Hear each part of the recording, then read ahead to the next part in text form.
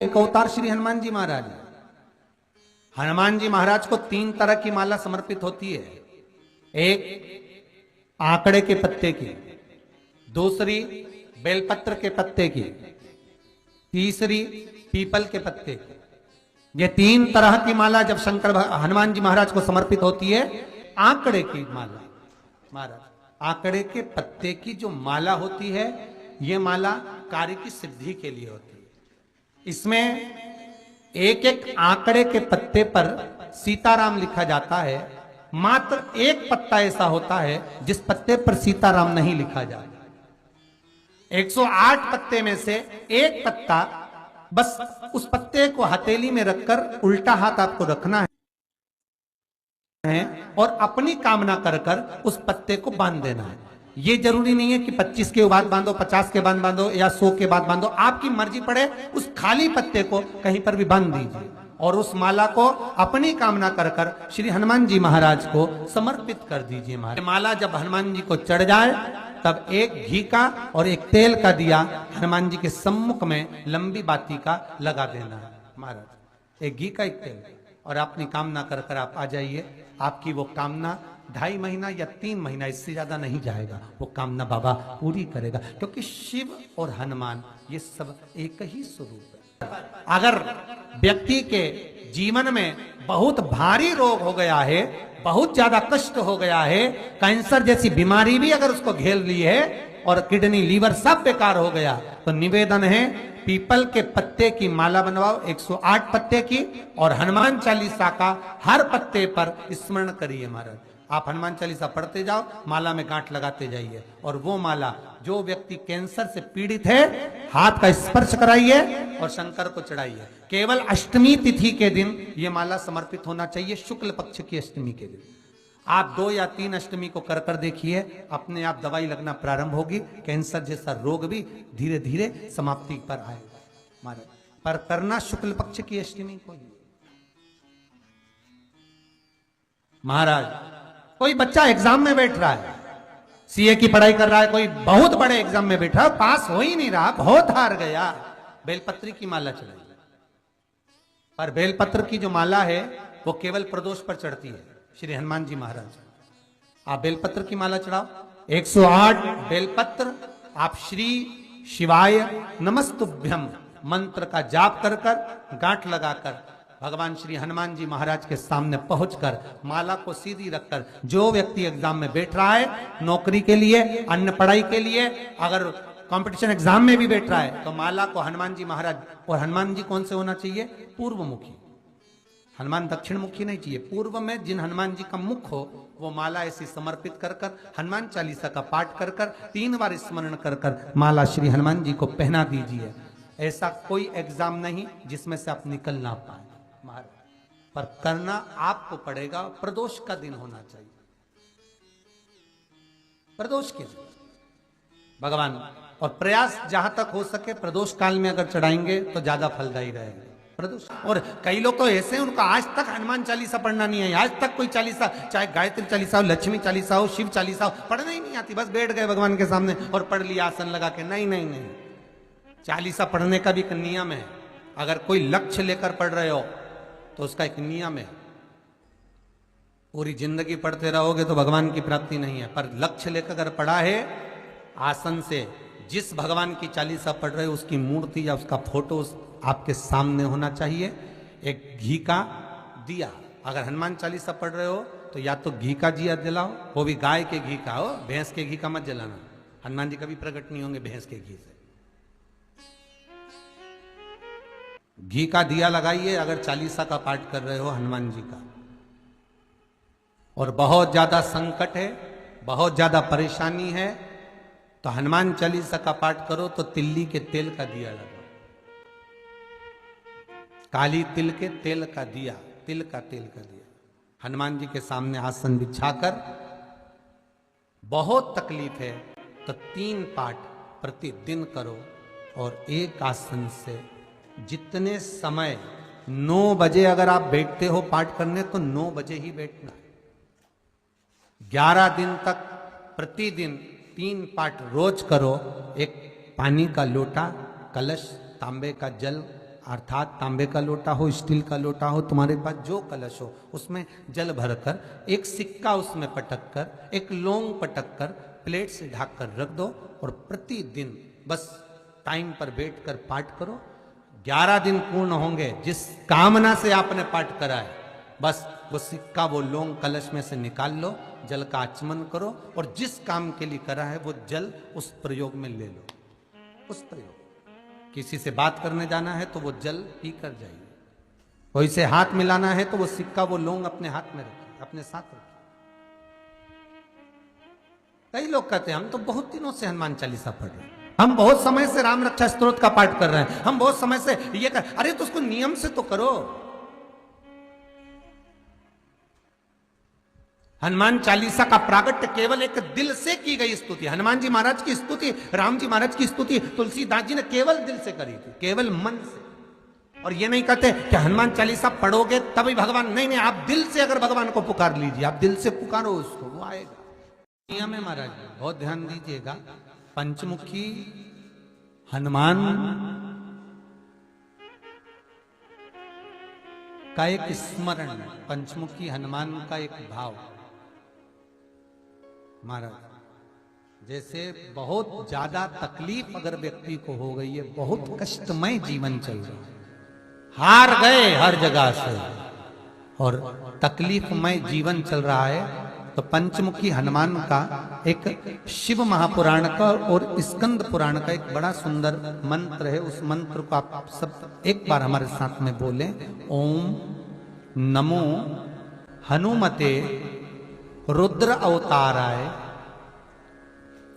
सर्व शत्रु संहारणाय सर्व रोग हराय सर्व वशीकरणाय रामदूताय स्वाहा।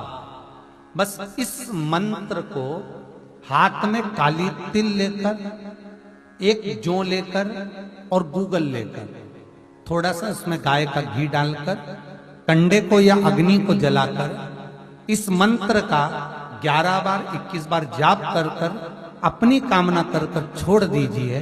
कैसा भी रोग हो, बीमारी हो, कष्ट हो, दुख हो, तकलीफ हो, 21 दिन के अंदर वो आनंद आना प्रारंभ कर देता है। इस मंत्र, स्कंद पुराण का, शिव महापुराण का ये मंत्र मूल पंचमुखी हनुमान सुख देंगे।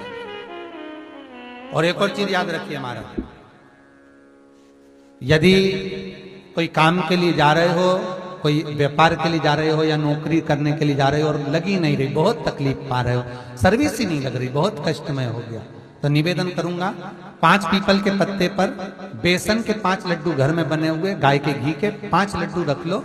उस लड्डू के बीचों बीच एक आटे का दिया और उसमें तिल्ली का तेल डालकर इसी मंत्र का प्रयोग कर कर पंचमुखी हनुमान का किसी भी हनुमान के मंदिर में जाकर, दक्षिण मुखी हनुमान के मंदिर में जाकर उसको रख कर आ जाइए। इसके बाद आप उस काम के लिए जाइए, आपका काम सफल हो जाएगा। आपको किसी को नहीं कहना पड़ेगा कि हाथ जोड़ना नहीं पड़ेंगे, किसी के पांव नहीं पड़ना पड़ेंगे, तुरंत काम होगा।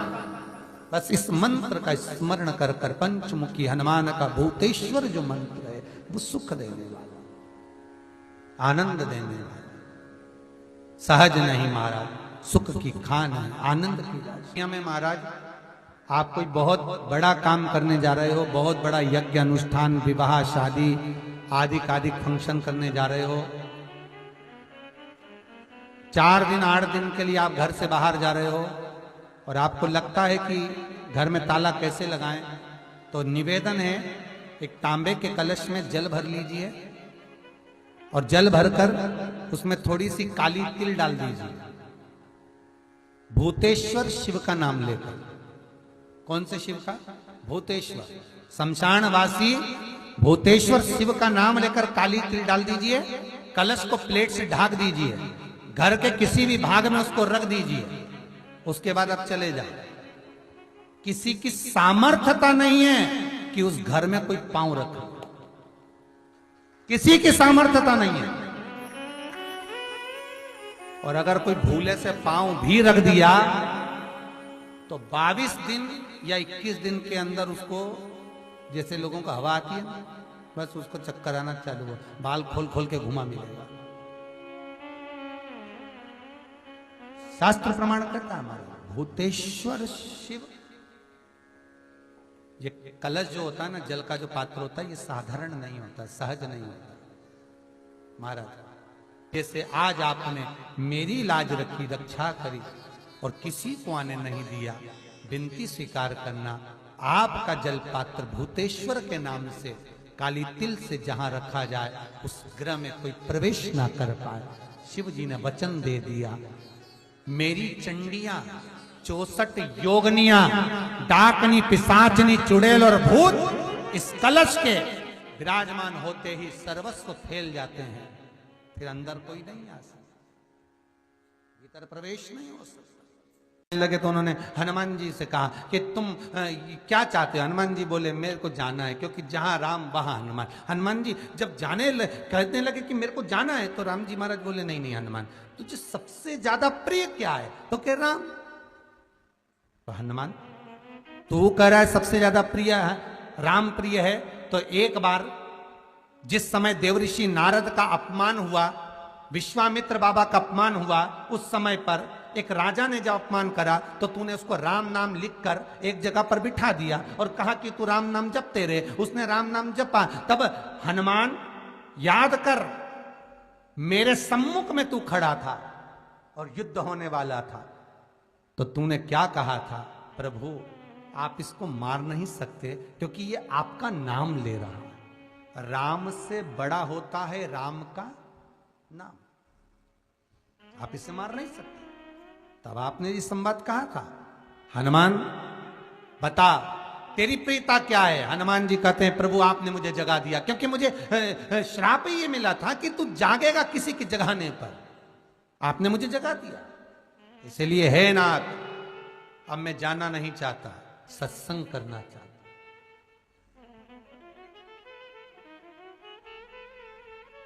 श्री राम जी का चरित्र है, अब मैं सत्संग करूंगा, भजन करूंगा, नाम जाप करूंगा।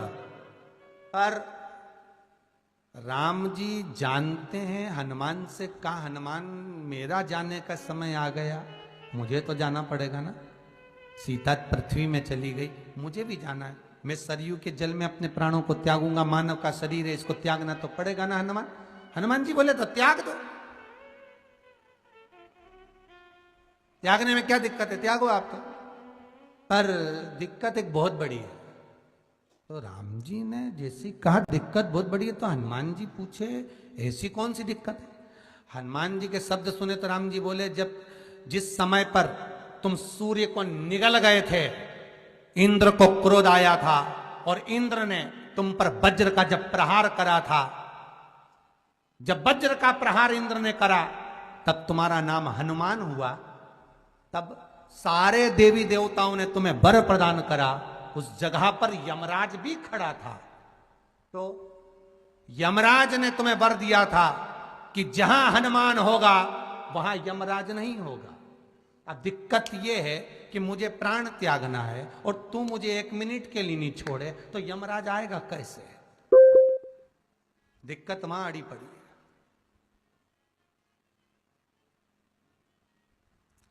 हनुमान जी मुस्कुरा के बोले राम जी महाराज से, प्रभु मैं आपके बिना रह नहीं सकता। तो राम जी बोले, मैं भी जानता हूं कि तू मेरे बिना नहीं रह सकता, पर एक काम तो कर सकता है ना। क्या? मैं अगर कोई काम बताऊंगा तो तू करेगा कि नहीं करेगा? हनुमान जी बोले, आपका काम और मैं ना करूं, ऐसा कभी हुआ? जरूर करूंगा। ठीक है। बस अब राम जी महाराज ने सोच लिया कि हनुमान को जाने से पहले काम पर लगाना। अब वो कौन सा काम था? बोलो रे भाई। हनुमान जी को कहां काम पर लगाया राम जी ने? किस जगह पर काम पर लगाया? अरे सभी ने रामचरितमानस सुनी है, खूब सुनी, जल्दी बताओ। राम जी महाराज ने प्राण त्यागते समय, सरयू जी में प्राणों को देते समय, राम जी ने हनुमान जी को किस काम में लगाया था? कि राम जी ने अपने हाथ की एक मुद्रिका जिस पे राम लिखा हुआ था, वो मुद्रिका एक अयोध्या की एक सरंग में जमीन में डाल दिया और हनुमान से कहा जा जरा ढूंढ के लेके आ, मैं अभी घूम कर आया। और हनुमान जी तलातल रसातल भूमि के नीचे पताल में चले गए उस मुद्रिका को ढूंढने के लिए जिस पे राम लिखा है। और हनुमान जी पूछते भी जा रहे राम कहाँ है, राम की मुद्रिका पड़ी थी, राम की अंगूठी है। अब राम का ही सत्संग करते करते जा रहे थे और राम जी चले गए सरयू, क्योंकि हनुमान अगर होगा तो यमराज नहीं आ सकता। हनुमान को यहां से हटाना पड़ेगा तब यमराज लेने के लिए आ सकता, तब यम आए। और क्योंकि यम अपने नियम को धारण करेगा, चाहे कृष्ण हो चाहे राम। वही बात फिर याद कर लीजिए, अच्छा कर्म करिए, कर्म का दंड तो भगवान को भी भोगना पड़ता है। अगर कोई अदालत में केस चल रहा है, बहुत बड़ी समस्या में आप पड़ गए, बहुत बड़ा टेंशन बिल्कुल आकर खड़ा हो गया है, तो चंदन, एक लाल चंदन बाजार में मिलता है, पूजन वालों के यहां पूछना, लाल चंदन आता है। वो लाल चंदन को घिस कर उसमें थोड़ा सा तिल्ली का तेल डालकर महाराज हाथ में चंदन को लेकर शिवलिंग पर लगाएं और बड़ के पेड़ के नीचे, बड़ के